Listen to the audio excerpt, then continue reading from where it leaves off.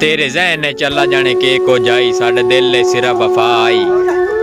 तू बखत they tell ते कीती वत्यों तेरे घर दी सजण जफा आई। संग नहीं छड़िया रुस्तम जाया भावें कोल कायनात खफा आई। डंग जलन तो बाद महसूस होया सप्पा नाल सलाम दुआ आई। कि सप होंदे नू ना लड़ना होया मुड्डू पैर संभाल के रखिए। अज कहीं ते विसण मुनासिब नहीं लुगी अपनी बाल के रखिए। होवे संगत दे अरशे नीतां दा भांडा रोज गाल के रखिए। बद नस्ले सजण तो बेहतर है कुत्ता नस्ल दा पाल के रखिए। कि हथी सप नू आप पलेंदा वत्यां का रख पहचान न सगी। दियों रात बहाया अखियां ते तां यार परीत न तगी। चलो नस्ल पुणाई इस कोई गाल नहीं कम जरफ नू समाई न लगी।